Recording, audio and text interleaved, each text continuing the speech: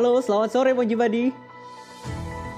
Dampak musim kemarau dan cuaca ekstrim beberapa orang mengalami kesehatan yang terganggu. Nah, karena itu kita diwajibkan untuk minum vitamin dan menjaga daya tahan tubuh di musim ekstrim seperti ini.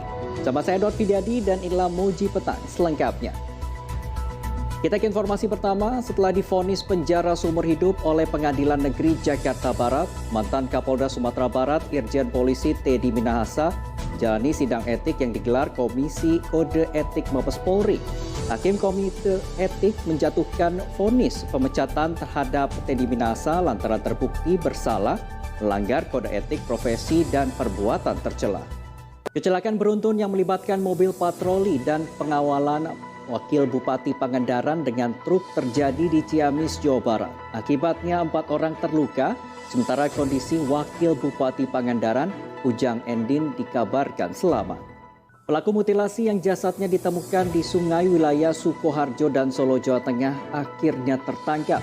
Dari pengakuannya, pelaku mengaku sakit hati dan ingin menguasai motor korban.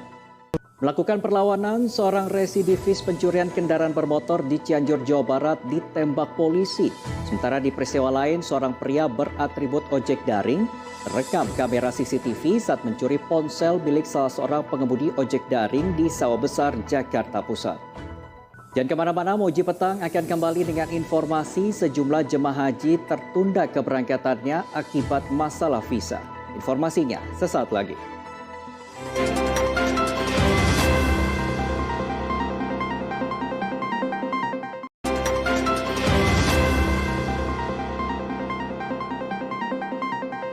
Kembali lagi di Moji Petang. Terkendala masalah visa, 5 jemaah haji asal Lampung masih menunda keberangkatan ke Tanah Suci. Jemaah haji yang belum bisa berangkat saat ini berada di Asrama Haji Bandar Lampung. Masalah barang terlarang terjadi kembali nih Moji Badi. Bea Cukai yang bertugas di embarkasi Surabaya, Jawa Timur menemukan barang yang dilarang dibawa ke Arab Saudi. Petugas menemukan sejumlah paku dan palu di dalam koper jemaah haji.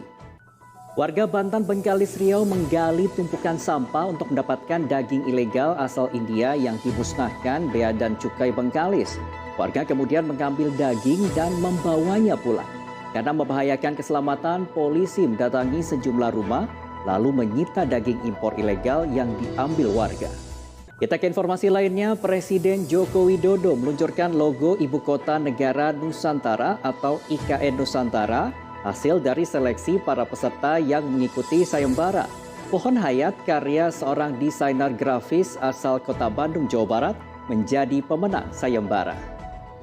Moji Petang masih akan kembali dengan informasi seputar olahraga. Tetaplah di Moji Petang.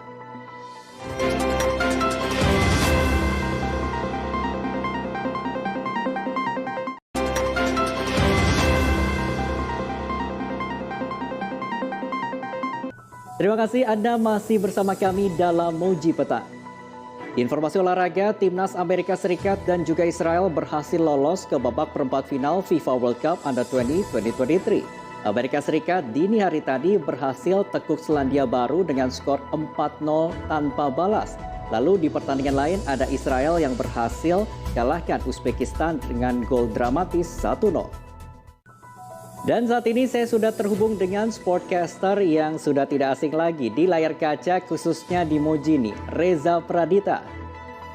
Kita akan membahas sedikit prediksi pertandingan FIFA World Cup Under-20 dan juga VNL nanti malam. Halo Reza, apa kabar? Baik Mas. Reza, ini yang menjadi perhatian Moji Badi nih. Dini hari nanti ada big match antara Inggris melawan Italia. Kira-kira siapa nih yang bakal menang? Ya, ini jadi big match ya di 16 besar, laga paling seru di 16 besar FIFA World Cup Under-20. Dan memang kalau kita lihat secara kekuatan ya, Inggris masih sedikit di atas karena mereka lolos dari grup pun tidak terkalahkan, hanya seri lawan Irak. Itu pun di situasi mereka sudah hampir pasti lolos. Jadi memang Inggris diunggulkan, apalagi Chukwuemeka langsung terbang dari Inggris setelah menyelesaikan laga Chelsea versus Newcastle. Asalkan Inggris hati-hati terhadap pergerakan dari Cesare Cassade di posisi gelandang yang memang jadi top skor Italia saat ini, rasanya Inggris masih bisa melaju ke 8 besar. Oke, menjadi perhatian Moji Badi juga, kira-kira siapa nih dari Inggris atau Italia yang kira-kira jadi pemenangnya?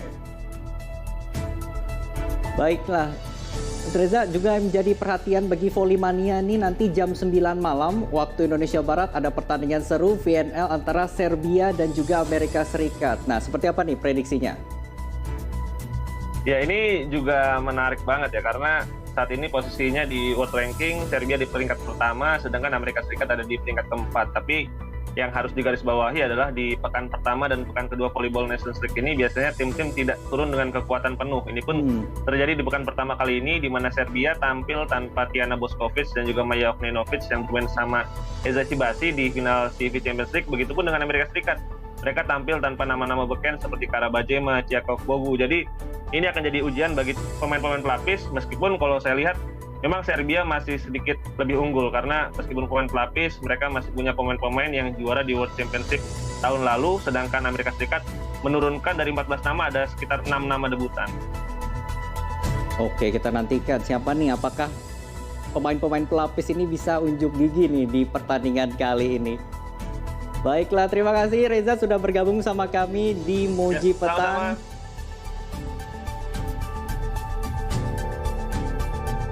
Mau nonton Moji dengan lebih jernih? Saksikan tayangan digital Moji di kota kesayangan Anda melalui list UHF berikut ini. Moji Buddy, saksikan pertandingan FIFA World Cup Under-20 antara Brasil melawan Tunisia jam 12:30 dini hari dan pertandingan Inggris kontra Italia jam 4 pagi waktu Indonesia Barat. Dan lewatkan juga pertandingan Volleyball Nations League antara Serbia versus Amerika Serikat jam 9 malam waktu Indonesia Barat, live and eksklusif di Moji. Dan usai sudah seluruh rangkaian Moji Petang kali ini, semoga informasi yang kami sampaikan dapat bermanfaat untuk Anda. Saya Dot Pidadi pamit undur diri, kita jumpa lagi dalam Moji Petang berikutnya, tentunya hanya di Moji, seru banget. It's Moji.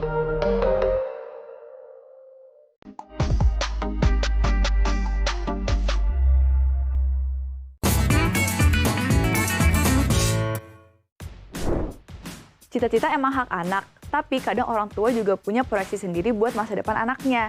Kalau udah gini, nggak perlu berontak ke mereka. Tenang aja, inilah zaman dimana segalanya dapat diselesaikan dengan negosiasi. Aku punya tips buat kamu yang cita-citanya terhambat restu orang tua. Yang pertama, siapkan diri sejak awal ketika ayah dan ibu kamu tidak merestui pilihan kamu. Nggak perlu ngambek dan menentang, dengerin dulu aja apa yang orang tua kamu harapkan dari kamu, Beb.